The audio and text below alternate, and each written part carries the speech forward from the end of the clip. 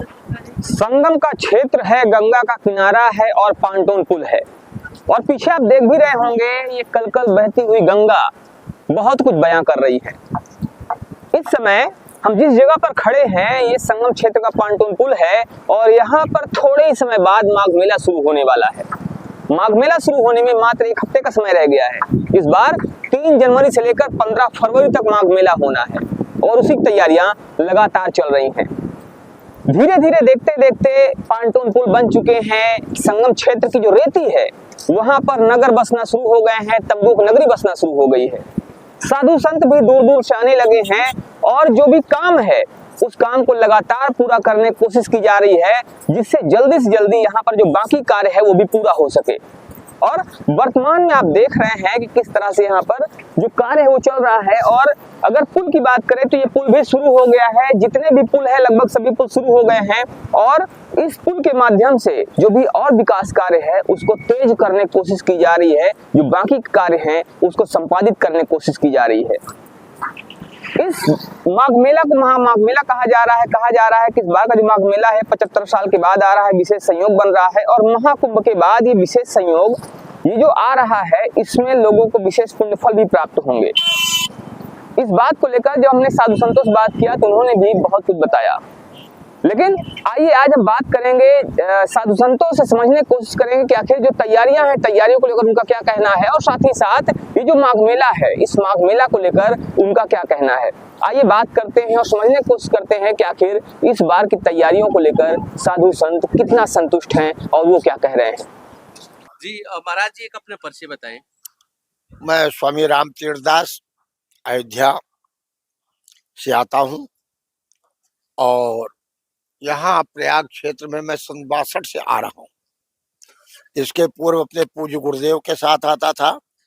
सन 80 से मैं स्वतंत्र रूप से कैंप लगा रहा हूँ और प्रतिवर्ष कुछ न कुछ उन्नति होती रहती है। प्रशासन का अब की बार मुझे पूर्ण सहयोग प्राप्त हो रहा है और संतुष्टि से मुझे संतुष्टि है कि जिस स्थिति में प्रशासन ने इसको संभाला वो बड़ी ही कठिन परिस्थिति थी। अभी आप जहाँ बैठे हैं अगर 10 दिन पहले आते तो आप यहाँ खड़े नहीं हो पाते। पैर धंसता था, दलदल था, ट्रैक्टर धंस रहे थे, जैसे भी धंस रही थी। लेकिन प्रशासन के प्रयास से आज यहाँ बैठने लायक की भूमि बन गई। फिर भी अभी भी वो प्रशासन को बहुत कुछ कार्य करना है। मैं प्रशासन से व्यक्तिगत रूप से कह रहा हूँ कि जहाँ सूखी है वहाँ भले कम ध्यान दिया जाए, लेकिन जो दलदल में है जैसे अक्षयवट मार्ग, उसके और आगे मार्ग, ये आपके महावीर दक्षिण पटरी मार्ग, ये अभी भी दलदल से त्रसित है और काफी स्थिति बन गई है। यहाँ कुछ बालू की व्यवस्था हो जाए, कुछ और व्यवस्था हो जाए तो बड़ा सुंदर हो। इसके लिए प्रशासन ने जो भी कार्य किया हृदय से उसे बधाई देता हूँ।